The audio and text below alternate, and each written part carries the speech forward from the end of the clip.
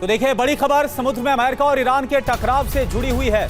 America ने ईरानी जहाज को कब्जे में लिया, पहले फायरिंग किया और उसके बाद कब्जा किया। होर्मुज के पास ईरानी जहाज टुस्का पर कब्जा किया गया। ये देखिए आप, उससे जुड़ा ये वीडियो है। अमेरिकी नाकाबंदी पार करने की कोशिश कर रहा था ईरानी जहाज और तभी उस पर फायरिंग की गई। अमेरिकी युद्धपोत यूएसएस सुप्रियांस ने ईरानी जहाज को इंटरसेप्ट किया और उसके बाद फायरिंग की और कब्जे में लिया गया।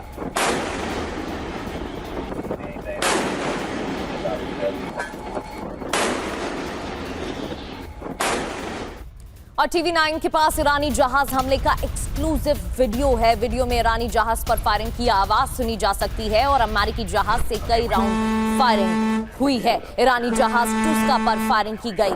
आपको तस्वीरें भी दिखाएंगे। ये देखिए, वीडियो में ईरानी जहाज पर फायरिंग होती है और आवाज भी अमेरिकी जहाज से फायरिंग की जाती है। माफ कीजिए। और इस वीडियो में आवाज भी सुनी जा सकती है कैसे ईरानी जहाज टुस्का जब पार करने की कोशिश कर रहा होता है, उसी दौरान अमेरिकी जहाज की तरफ से फायरिंग शुरू की जाती है और कई राउंड फायरिंग की जाती है, जिसके बाद टुस्का को कब्जे में ले लिया जाता है, जिसकी जानकारी डोनाल्ड ट्रंप ने भी अपने सोशल मीडिया अकाउंट के जरिए दी।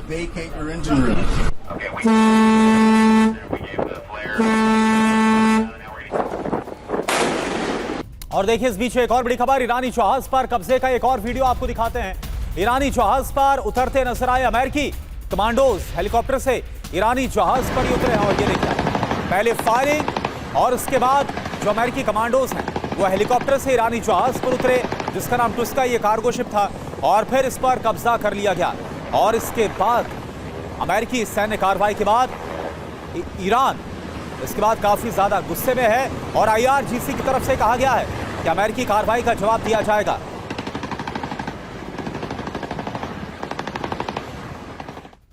और ईरानी जहाज को कब्जे में लिए जाने पर डोनाल्ड ट्रंप ने बयान भी दिया। यूएस नाकाबंदी को नजरअंदाज करने पर कार्रवाई की गई है। ईरानी शिप की कोशिश अच्छी नहीं थी, अमेरिकी नौसेना के कब्जे में है ईरानी शिप। इस बात की जानकारी भी डोनाल्ड ट्रंप ने दी। तो नाकाबंदी को नजरअंदाज करने पर ही ये कार्रवाई की गई है। ईरानी जहाज की कोशिश अच्छी नहीं थी, ये भी डोनाल्ड ट्रंप ने पोस्ट में लिखा। आपको बता दें, ईरानी जहाज टुस्का को अमेरिका ने अपने कब्जे में लिया है। कई राउंड फायरिंग की गई। इसी को लेकर डोनाल्ड ट्रंप ने अपने सोशल मीडिया ट्रूथ पर जानकारी दी। और एक और बड़ी खबर, ईरानी जहाज पर कब्जे पर अमेरिका का दावा। अमेरिकी नौसेना ने ईरानी जहाज को रुकने की चेतावनी दी थी। ईरानी चालक दल ने यूएस चेतावनी को अनसुना किया और उसके बाद यह कार्रवाई हुई। अमेरिकी नौसेना ने ईरानी जहाज पर हमला किया और ये उसी हमले की तस्वीर आपको दिखा रहे हैं। Motor vessel Toska, vacate your engine room.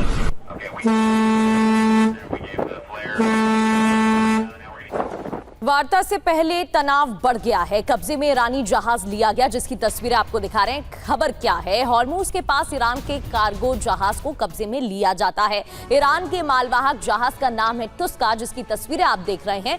और टुस्का विमानवाहक पोत जितना भारी 900 फीट लंबा जहाज है।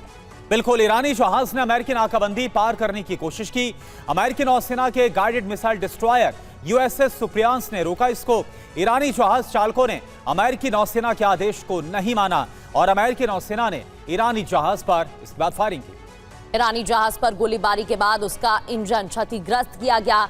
31वीं मरीन यूनिट ने ईरानी जहाज को कब्जे में लिया। अब इसका असर क्या होगा? संभावित वार्ता से पहले ईरान अमेरिका में तनाव और ज्यादा बढ़ जाएगा। दूसरे दौर की वार्ता में बाधा पैदा होगी। जहाज पर फायरिंग से ईरान का रुख और ज्यादा आक्रामक हो गया। और देखिए, इस पर हम बातचीत करते हैं और हमारे साथ हमारी स्टूडियो में ज्वाइन कर चुके हैं major general Sanjay Soi sir, as a defence expert. Sanjay Soi sir, एक बात बताइए कि ऐन वार्ता से पहले, क्योंकि अमेरिका तो दावा कर रहा है कि अब बातचीत होने वाली है, अमेरिकी डेलीगेशन के रवाना होने की खबरें भी सामने आ रही है, और उससे पहले अमेरिका की यह कार्रवाई, सैन्य कार्रवाई, इसका क्या असर हो सकता है? देख करना ऐसा है कि दोनों ही देशों में भरोसे की बहुत ज़्यादा कमी है। एक तरह से ईरान ने कोशिश की कि होर्मुज स्ट्रेट को खोला 24 घंटे के बाद, क्योंकि अमेरिका ने फिर ब्लॉकेड बरकरार रखा और फिर उन्होंने दोबारा से बंद कर दिया। एक तो बात ये होगी। दूसरा, जो इस प्रकार से उन्होंने कैप्चर किया, ईरान का शिप पकड़ा है उन्होंने गोलाबारी करके, तो ये ईरान इसको जिसको समुद्री डकैती कहते हैं, वो शब्द उन्होंने इस्तेमाल किया है, जो बात बिल्कुल सही है। इंटरनेशनल वाटर में आप किसी के शिप को इस प्रकार से नहीं पकड़ सकते, जो अनक्लॉज के अगेंस्ट है। इंटरनेशनल मैरीटाइम जो रूल्स हैं उसके खिलाफ है ये। लेकिन यहाँ पर जिस प्रकार से बातचीत चल रही है, दोनों देशों में दुश्मनी है, कोई यूएन या किसी प्रकार के कानून से परे है और कुछ भी कर रहे हैं, जिसकी वजह से टेंशन दोबारा बढ़ गई है। मुझे तो ये लग रहा है कि इस समय में बातचीत होगी भी कि नहीं होगी, क्योंकि दोनों देशों के लगातार बयानबाजी आ रहे हैं। अमेरिका कह रहा है कि अगर बातचीत फेल हुई तो मैं दोबारा बमबारी करूंगा। ईरान ने भी अपनी तैयारी कर रहे हैं। दोनों देशों की तरफ से तैयारी भी बढ़ती जा रही है, हथियार भी इकट्ठे होते जा रहे हैं, एयरक्राफ्ट कैरियर भी पास आते जा रहे हैं। ईरान का भी बताया जाता है कि उसको लगातार अपनी मिसाइल लॉन्चर्स, मिसाइल बेसिस को खोद के सेट करके दोबारा से सेटिंग कर रहे हैं। तो दोनों ही देश तैयार हैं। इस समय में इस तरह की घटनाएं मेरे हिसाब से जो एक बातचीत की तरफ आगे बढ़ रहा था, उसके लिए जरूर एक रोड़ा बनेंगी। करुणा। बिल्कुल सर, और सवाल ये भी है कि आने वाले वक्त में जब वार्ता होनी है और उससे पहले नाकाबंदी की गई है, तो वार्ता सफल कैसे हो पाएगी? और फिर टुस्का पर कब्जा भी कर लिया गया, तो इससे तो और भी ज्यादा विवाद बढ़ता हुआ नजर आ रहा है। IRGC ने अमेरिका से बदला लेने की धमकी भी दी। इस पूरी घटना के बाद IRGC की तरफ से चेतावनी आई, ईरानी जहाज पर हमले का बदला लिया जाएगा, हथियारबंद समुद्री डकैती का जवाब भी देंगे। जिस तरीके से अभी सर भी जानकारी दे रहे थे, इसे ईरान की तरफ से कहा गया समुद्री डकैती, और इसका जवाब दिया जाएगा आने वाले वक्त में, यह IRGC ने अपने बयान में स्पष्ट किया है। और एक और बड़ी खबर, ईरान के विदेश मंत्रालय के प्रवक्ता इस्माइल बकाई का इस पूरे मामले पर बयान भी आ गया। अमेरिका ने किया सीजफायर का उल्लंघन। इस्माइल बकाई की तरफ से कहा गया, ईरानी बंदरगाहों और तटीय क्षेत्र की नाकाबंदी की गई है। अमेरिकी नाकाबंदी गैर कानूनी और आपराधिक है। अमेरिका ने संयुक्त राष्ट्र चार्टर का भी उल्लंघन किया। अब ईरान अमेरिकी सैन्य कार्रवाई के बाद काफी ज्यादा सख्त है। हॉर्मुज़ स्ट्रेट से रविवार को नहीं गुजरा कोई भी जहाज। ईरान ने 2 जहाजों को फारस की खाड़ी से आने से रोका है। फारस की खाड़ी में आने से रोका गया। मरीन ट्रैकर के वीडियो में कई जहाज लंगर डाले दिखे। ईरान ने फिर से हॉर्मुज़ स्ट्रेट की नाकाबंदी की। 24 घंटे के लिए स्ट्रेट ऑफ हॉर्मुज़ को ईरान की तरफ से खोला गया था, लेकिन अमेरिका की नाकाबंदी के बाद एक बार फिर से ईरान ने विरोध जताते हुए, नाराजगी व्यक्त करते हुए हॉर्मुज़ को ब्लॉक किया है। रविवार को एक भी जहाज नहीं गुजरा, यह आंकड़ा सामने आ रहा है। तो 3 बड़ी अहम खबरें टीवी स्क्रीन पर आपके सामने। IRGC ने अमेरिका से बदला लेने की धमकी दी है। कहा है आने वाले वक्त में इस समुद्री डकैती का बदला लिया जाएगा। तो वहीं US ने UN चार्टर का उल्लंघन किया है। इसको लेकर बयान भी दिया गया है। ईरानी विदेश मंत्रालय के प्रवक्ता का बयान सामने आया, और साथ ही हॉर्मुज़ से रविवार को एक भी जहाज नहीं गुजरा है। तो आप देखिए, स्ट्रेट ऑफ हॉर्मुज़ पर संकट बढ़ गया है। जंग का ऐलान क्या एक बार फिर से जल्द होने वाला है। अमेरिका की तैयारी क्या? ईरानी शैडो फ्लीट से जुड़े जहाजों पर एक्शन होगा। ईरान के तेल टैंकर्स को जब्त करेगी US नेवी। समंदर में ईरानी टैंकर पर एक्शन होगा। US नेवी के टारगेट पर हैं सभी। तो आप देखिए, अमेरिका की तैयारी और ईरान की धमकी, ये दोनों आप देख पा रहे हैं। ईरानी शैडो फ्लीट से जुड़े जहाजों पर एक्शन होगा। और ईरान क्या कर रहा है? जवाब देने के लिए एरोस्पेस फोर्स को अब तैयार किया जा रहा है, यानी कि ईरान की भी तैयारी है। इधर अमेरिका ईरान के तेल टैंकर्स को जब्त करेगी। US नेवी तो ईरान की धमकी, नाकाबंदी नहीं हटी तो हमले हम भी शुरू कर देंगे। इसके आगे समंदर में ईरान टैंकर पर एक्शन होगा। अमेरिका ये तैयारी कर रहा है, तो ईरान का जवाब क्या है? खाड़ी देशों में बंदरगाहों को अब हम ध्वस्त कर देंगे अगर एक बार फिर से हमले शुरू होते हैं। अमेरिका की तैयारी, नेवी के टारगेट पर सभी ईरान के तेल टैंकर्स, ईरान की धमकी, अमेरिकी नाकाबंदी से वर्ल्ड वॉर का अब खतरा काफी ज्यादा बढ़ जाएगा। प्रगति। संजय सोए सर, एक तरफ तो अमेरिका की तरफ से वार्ता को लेकर जानकारी दी जा रही है और तैयारी इस्लामाबाद में भी पूरी की जा रही है। दूसरे दौर की वार्ता होनी है, लेकिन ये वार्ता सफल कैसे होगी जब डोनाल्ड ट्रंप की तरफ से वार्ता से पहले ही बयान दिए जा रहे हैं कि अगर डील नहीं होती है तो आने वाले वक्त में प्लांट और पुलों को उड़ा दिया जाएगा। अब क्या इसे प्रेशर पॉलिटिक्स के रूप में देखा जा सकता है, या अमेरिका की तरफ से पहले ही ये क्लियर माइंडसेट बना लिया गया है कि अगर ईरान नहीं झुकेगा तो फिर हमले और तेज हो जाएंगे? बिल्कुल प्रगति जी, जो आपने कहा है बिल्कुल ठीक बात है। क्योंकि आप देखिए, 2 चीज़ होती है। अगर आपने बातचीत करनी है तो कहने कि दूसरे को भरोसा दिलाना पड़ता है। दूसरा आपके ऊपर एक बराबर सी बातचीत हो। आप किसी की कनपट्टी पर पिस्टल रखकर आप कहो कि तू बात मान, साइन कर, नहीं तो गोली मार दूंगा। यहाँ उस तरह की बातचीत चल रही है कि भैया आपने नहीं किया, शर्तें नहीं मानी तो हम तुम्हारा सब कुछ उड़ा देंगे। इस तरह से तो बातचीत नहीं हो सकती। दूसरी बात, शिप को पकड़ लेना, उन्होंने स्ट्रेट ऑफ हॉर्मुज खोला तो आपने ब्लॉकेड फिर भी जारी रखना, कहीं ना कहीं एक गिव एंड टेक वाली बात होती है। अगर दुनिया के लिए या दोनों देशों की भलाई के लिए शांति की बातचीत को आगे बढ़ाना चाहते हैं तो दूसरे को, एक दूसरे को भरोसा दिलाना पड़ेगा, जिसके लिए थोड़ा आप सेक्रीफाइस करेंगे, थोड़ा वो सेक्रीफाइस करेगा। मेरे हिसाब से ईरान ने 24 घंटे जो खोला था स्ट्रेट ऑफ हॉर्मुज, उसके बाद अमेरिका को भी एक दिलेरी दिखा के खोल देना चाहिए था कि चलिए अभी शांति की बात है, नहीं हुई, शांति की बात फेल हो गई, हम दोबारा बंद कर देंगे, वो बात अलग है। और इस समय में ब्लॉकेड होने के बाद अमेरिका भी इक्वल फुटिंग में आ गया था। जैसे पिछली बार बातचीत थी तो स्ट्रेट ऑफ हॉर्मुज बनता, अमेरिका के हाथ में कोई तुरुप का पत्ता नहीं था। अभी इन्होंने ब्लॉकेड के बाद इनके पास भी एक थोड़ी ताकत थी कि हम भी कर सकते हैं बंद। तो यहाँ पर देखा जाए तो ऐसे में दोनों को एक एक कदम पीछे, यानी आपके हिसाब से संजय सोइसर, एक मौका जो खोला गया था कुछ घंटों के लिए ईरान की तरफ से स्ट्रेट ऑफ हॉर्मुज को, एक मौका अमेरिका को दिया गया था, लेकिन इसके बावजूद अमेरिका अपनी जिद पर रहा, वहां पर नाकाबंदी जारी रही और इसका असर अब हम देख रहे हैं। एक और बड़ी खबर ईरानी न्यूज एजेंसी IRNA के हवाले से बहुत बड़ी खबर है। ईरान का दूसरे दौर की वार्ता से ही इंकार, अमेरिका की ज्यादा मांगों की वजह से वार्ता नहीं होने वाली। यूएस नाकाबंदी तक वार्ता अब नहीं होगी। अब देखिए ये शर्त है, इस्लामाबाद नहीं जाएगी ईरानी डेलीगेशन, होर्मुज नाकाबंदी युद्ध विराम का उल्लंघन है। तो देखिए ईरान की तरफ से कह दिया गया है कि पहले होर्मुज को खोलो और उसके बाद ही कोई बातचीत हो पाएगी।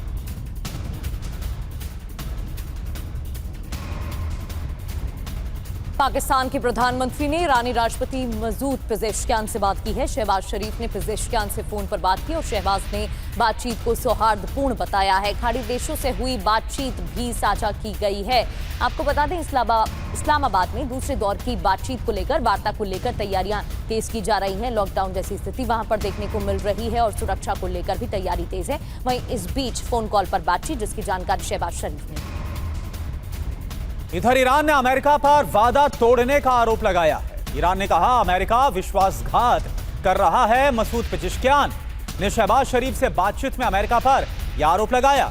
अमेरिका के दादागिरी और अनुचित व्यवहार की बात कही गई।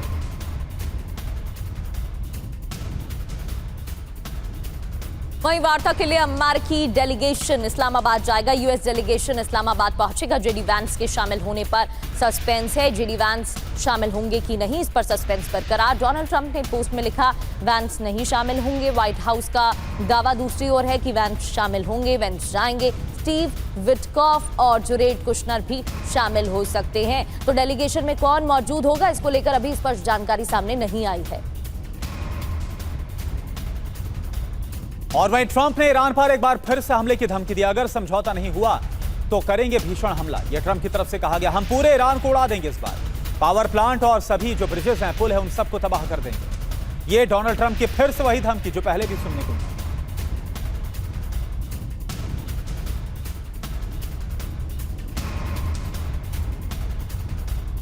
और पाकिस्तान में उतरा अमेरिकी सैन्य परिवहन विमान C-17 विमान इस्लामाबाद के पास नूर खान एयरबेस पर उतरा है। पाकिस्तान में अमेरिकी सैन्य परिवहन विमान उतरा। C-17 विमान नूर खान एयरबेस पर उतरा है। दूसरे दौर के शांति वार्ता की तैयारी में पाकिस्तान जुटा हुआ है। इस बीच ये जानकारी मिली, C-17 विमान इस्लामाबाद के पास नूर खान एयरबेस पर उतरा। तो ईरान यूएस वार्ता पर अब संदेह बन चुका है। ईरान का दूसरे दौर की वार्ता से ही साफ तौर पर इंकार। ईरान अपना डेलीगेशन भी पाकिस्तान नहीं भेजने वाले, ये भी उसने कह दिया। ईरान ने कहा नाकाबंदी तक वार्ता संभव नहीं होगी। नाकाबंदी को ईरान ने सीज फायर का उल्लंघन माना। अमेरिकी डेलीगेशन इस्लामाबाद जा सकता है, ये खबरें आ रही है। स्टीव विटकॉफ और जैरेड कुशनर के जाने की चर्चा है। उपराष्ट्रपति जेडी वैंस के इस्लामाबाद जाने पर अब सस्पेंस बना हुआ है। पाकिस्तान के प्रधानमंत्री शहबाज शरीफ की ईरान के राष्ट्रपति मसूद पेजेश्कियान से बात भी हुई है। शहबाज ने पेजेश्कियान से फोन पर बात की है। संजय सोइसर, अब तो यहां पर साफ तौर पर समझ में आ रहा है कि डोनाल्ड ट्रंप इस वक्त ज्यादा जोर देते हुए नजर आ रहे कि किसी तरह से तो बातचीत हो जाए और अमेरिका से डेलीगेशन आएगा, यह सब कुछ बता दिया गया है।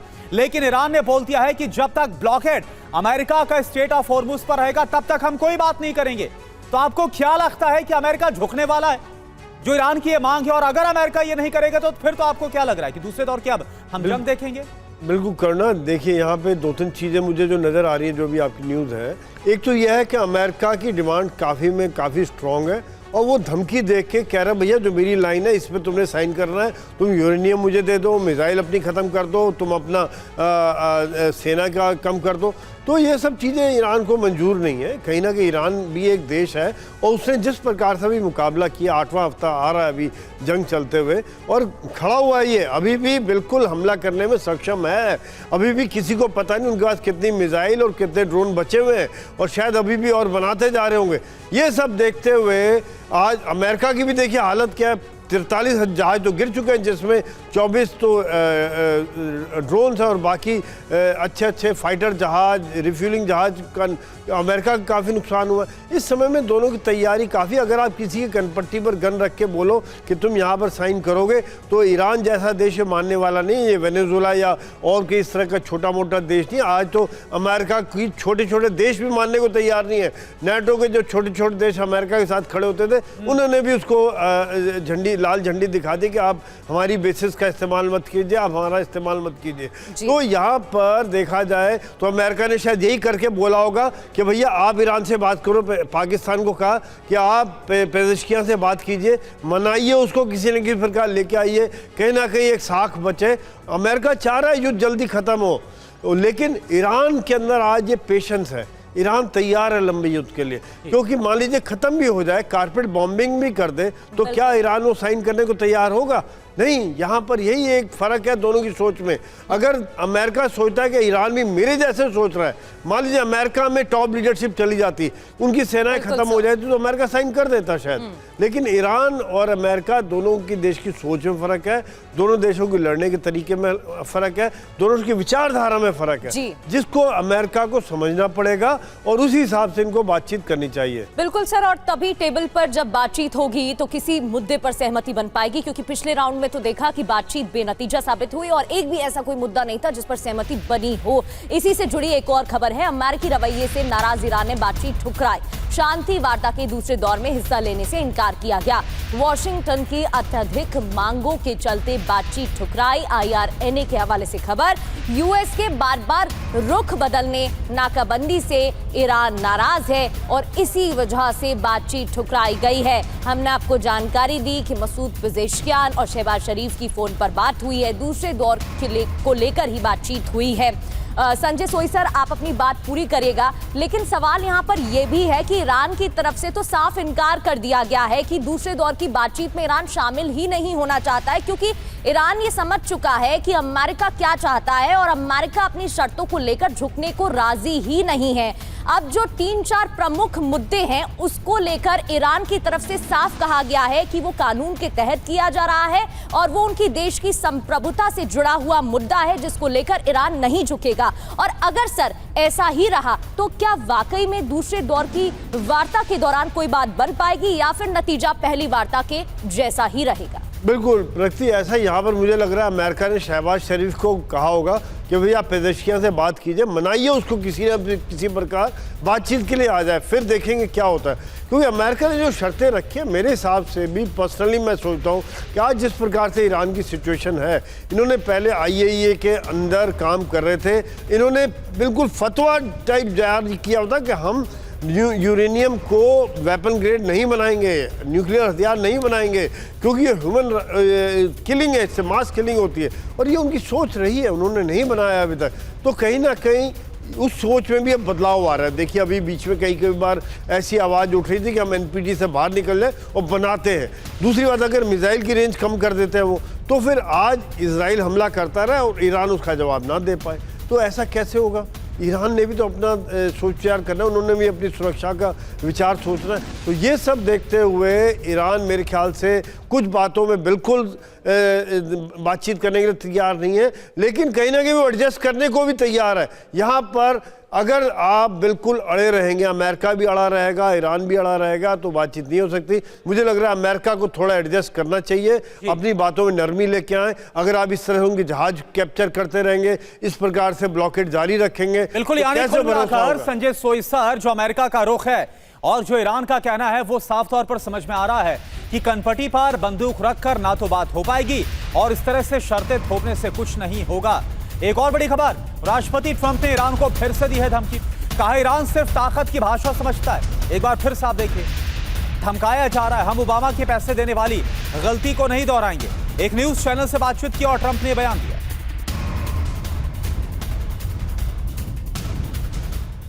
ईरान पर सीजफायर उल्लंघन का आरोप ट्रंप ने लगाया। डोनाल्ड ट्रंप ने लगाया सीजफायर उल्लंघन का आरोप। डोनाल्ड ट्रंप ने कहा ईरान ने फ्रांसीसी जहाज और ब्रिटिश फाइटर जेट पर हमला किया है। तो एक तरफ अमेरिका की तरफ से नाकाबंदी जारी है। 24 घंटे बाद स्ट्रेट ऑफ हॉर्मुज को ईरान की तरफ से भी ब्लॉक किया गया और अब ईरान पर सीजफायर उल्लंघन का आरोप डोनाल्ड ट्रंप ने लगाया है। ट्रंप ने सीजफायर का उल्लंघन आरोप लगाते हुए कहा कि ईरान ने फ्रांसीसी जहाज और ब्रिटिश फाइटर जेट पर अटैक किया।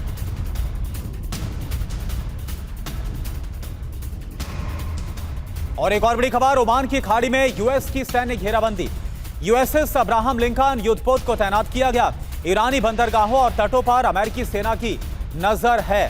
तो देखिए, एक तरफ वार्ता और दूसरी तरफ लगातार जो सैन्य बेड़ा है उसे और ज्यादा मजबूत किया जा रहा है, चाहे वो ओमान की खाड़ी हो, स्ट्रेट ऑफ हॉर्मुज हो। तो सवाल ये उठना लाजमी है कि क्या अमेरिका वार्ता का दिखावा करके पीठ पीछे कुछ और करने की प्लानिंग कर रहा है?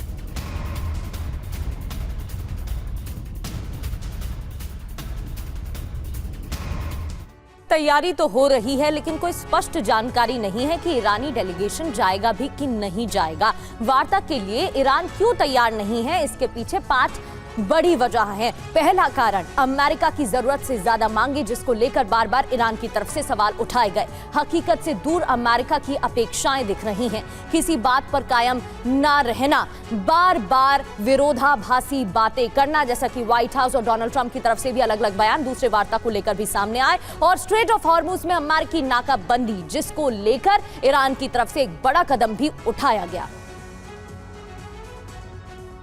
तो इधर हॉर्मुज में अमेरिकी नाकाबंदी के बाद ये कदम उठाए गए हैं। आपको बता दें कि ईरान की तरफ से बातचीत को लेकर साफ इनकार किया गया।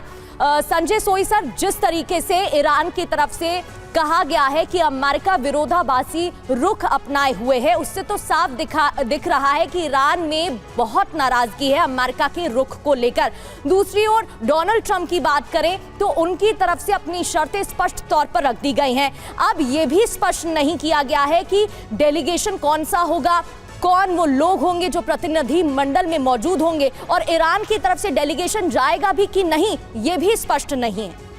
बिल्कुल, इसमें कोई शक नहीं है। बात इस समय खटाई पर है और जिस प्रकार के बयान आ रहे हैं, ट्रंप लगातार बयान दिए जा रहे हैं कि मैं बम्बार्डमेंट करूंगा। देखिए यहाँ पर भी बयान देखिए कैसे आ रहे हैं। मैं उनके पावर प्लांट और ब्रिजेस को, जो फिर इंटरनेशनल लॉ के खिलाफ है, आपने ब्लॉकेट करके इंटरनेशनल वाटर में उनका शिप पकड़ लिया, वो इंटरनेशनल लॉ के खिलाफ है। यहाँ पे देखा जाए तो ये इंटरनेशनल लॉ को सब भूल गए हैं और लगातार ट्रंप के बयान बदली होते रहते हैं। आज कहते बातचीत करेंगे, अगले दिन तो नहीं करेंगे। साथ साथ बातचीत के साथ साथ एक धमकी और आ जाती है। एक लाइन बातचीत की होती है, 3 लाइन धमकी की होती है। तो यहाँ पर ईरान की जिस प्रकार से विचारधारा है, सोच विचार है, उन्हें लगा था कि लीडरशिप खत्म होकर विचारधारा चेंज होगी। मुझे लग रहा है ये विचारधारा और स्ट्रांग हो गई है और मजबूत हो गई। ये लोग कि ये उल्टा हो गया यहाँ पर, और ये मजबूत होने की वजह से आज ये विश्वास खत्म है और आज वो खड़े हुए कि हम लड़ने के लिए तैयार हैं। और यहाँ पे अमेरिका को जल्दीबाजी लग रही है, वहाँ पर हड़बड़ाहट लग रही है। वो कह रहे हैं कि कैसे न कैसे जल्दी से जल्दी बात मनवाएं। ट्रंप की पॉपुलैरिटी कम होती जा रही है, 37%। कल की ईरान को अब ये लग रहा है कि लगातार वो मदद मांगते रह गए बाकी नेटो देशों से, लेकिन कोई सामने नहीं आया मदद के लिए। तो अमेरिका अभी फिलहाल अलग थलग है, ऐसे में बहुत ज्यादा वो बिगाड़ नहीं सकता। ये अमेरिका को लेकर ईरान के अंदर ये एक विचार बन रहा है क्या? बिल्कुल, देखिए ये क्या है कि अमेरिका के अंदर भी 37% उनकी रेटिंग आ गई कल की जो रिपोर्ट है, और साथ साथ में नेटो में कोई देश साथ नहीं आ रहा है। तो ये सब देखते हुए ईरान भी समझ रहा है कि आज अमेरिका अकेला अलग थलग पड़ा हुआ है और इस समय वो स्टैंड ले सकता है। और ईरान ने जो तैयारी की है, सालों से तैयारी की है, 500 मीटर नीचे उन्होंने अपना शहर बसाया हुआ है जिसके नीचे तक बंकर बस्टर भी नहीं पहुंच सकते हैं। वो सब तैयारी ईरान की रातों रात 1 साल की नहीं है, कई सालों से उसको पता था कि ऐसा होगा। बिल्कुल, दशकों की तैयारी है। रातों रात ये ईरान ने अपनी जो सैन्य क्षमताएं नहीं बढ़ाई है, और ये अमेरिका भी जानता है, और वो कितने भी हमले कर ले बंकर बस्टर बम से, लेकिन जिस तरह से उनका डिजाइन किया गया, उन्हें नष्ट करना नामुमकिन है। अमेरिका इस सच्चाई को जानता है। एक और बड़ी खबर, वेस्ट बैंक में इजरायली सेना का एक्शन। एक रिहायशी इमारत की तलाशी ली गई। नेबलस के रफीदिया इलाके में कार्रवाई की गई। ये देखिए वेस्ट बैंक की तस्वीर है। इजरायली सेना ने यहां पर कार्रवाई की है। नेबलस के रफीदिया इलाके में कार्रवाई। इजरायल डिफेंस फोर्स ने दक्षिणी लेबनान में एक व्यक्ति को ढेर किया। इजरायली सेना ने कहा कि हथियारबंद व्यक्ति को मारा गया है। घुसपैठिए ने येलो लाइन पार की थी, तो इस शख्स को घुसपैठिया बताते हुए इजरायल डिफेंस फोर्स ने कहा कार्रवाई की गई है। हथियारबंद शख्स येलो लाइन पार करने की कोशिश कर रहा था, जिसके बाद उसे ढेर किया गया। और देखिए आप, लेबनानी मीडिया के हवाले से एक और बड़ी खबर सामने आ रही है। इजरायल और लेबनान के बीच दूसरे दौर की अब बात होगी। इसी हफ्ते इजरायल और लेबनान में सीधी बातचीत होगी। संघर्ष विराम बढ़ाने पर आगे बातचीत होगी। आपको बता दें कि इससे पहले 10 दिन के संघर्ष विराम का ऐलान किया गया था और एक बार फिर से इजरायल और लेबनान के जो प्रतिनिधि हैं वो आमने सामने की बात करेंगे। इजरायल डिफेंस फोर्स ने दक्षिणी लेबनान में फॉरवर्ड डिफेंस लाइन की भी घोषणा की है। सोशल मीडिया पोस्ट में यह नक्शा दिखाया गया है, मैप नजर आया। लेबनान के कई इलाके इजरायल डिफेंस फोर्स के नक्शे में शामिल नजर आए हैं। हिजबुल्लाह के ठिकानों को तबाह करेंगे, ये इजरायल डिफेंस फोर्स पहले ही कह चुका है। तो इजरायल डिफेंस फोर्स की तरफ से पहले ही कहा गया है कि लगातार हिजबुल्लाह के ठिकानों पर हमले किए गए हैं और आगे भी किए जाएं। और एक और बड़ी खबर, इजरायल पहुंचा अर्जेंटीना के राष्ट्रपति जैवियर माइली। इजरायल के प्रधानमंत्री बेंजामिन नेतन्याहू से मुलाकात की है। नेतन्याहू ने माइली को इजरायल का दोस्त बताया। इजरायल अर्जेंटीना पहले से अधिक मजबूती के साथ एक साथ खड़े हुए हैं। नेतन्याहू का यह बयान। मुलाकात की तस्वीरें देखिए।